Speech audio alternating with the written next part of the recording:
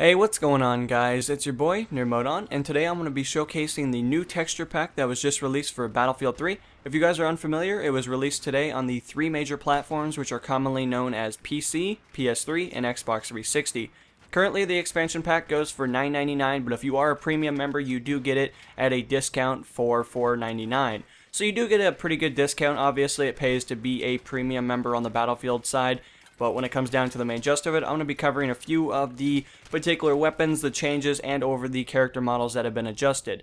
So, to really dissect into it, guys, I want you to know that a few of the weapons that you guys have probably seen already adjusting in your screen will probably be the ACR, my character, and overall the Magnum. Obviously, you guys will see the RPG and different character models being changed throughout the video, and overall, you guys will get to see a tip or a hint of what the actual expansion pack has to offer. The texture pack is definitely a very creative thing that DICE did. I thought it was a very cool thing, and I look forward to seeing if they'll do more things like this, but it's hard to say as of the moment. With that in mind, guys, the ACR goes through a different couple of gradients. I thought they would open it up. They wanted to add a little bit more of a sandpapered feel to it, so there's a little bit more texture there. That gradient definitely does add a different feel to it, and it opens it up to the fashion industry to hopefully design our next weapons for Battlefield 4. Hopefully that'll be something we see in the existing game.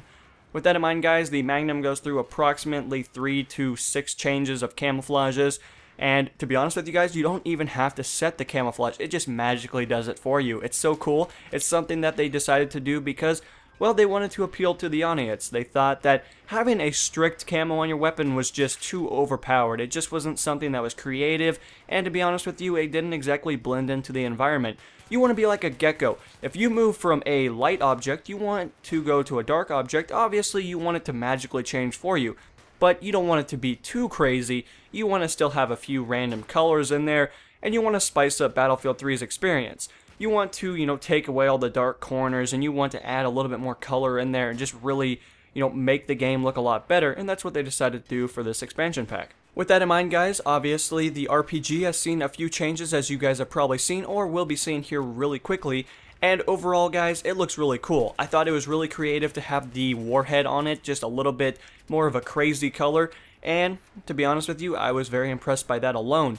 As you guys probably saw, the repair tool is a little bit more of a gradient feel to it. It has a little bit more texture. It's not as slick, and, well, as much as I like it, it can still be a little weird.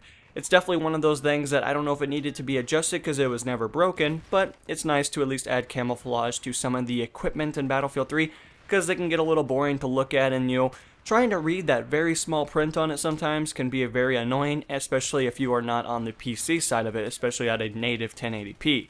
With that in mind, guys, you guys have probably seen the characters change their, camouflages periodically through the video. We've had a little bit more of the Barney camo that came in here, and as far as I know, I think they actually got a contract so that, they can adjust the camouflage, and if you want to be like Barney, you can definitely have that purple camouflage as well. It's actually pretty creative. If you want a snake in the grass, you don't want green camo. That's just too realistic. That's too crazy. You want to have that purple stuff. You want to have the opposition wondering what that purple guy is doing.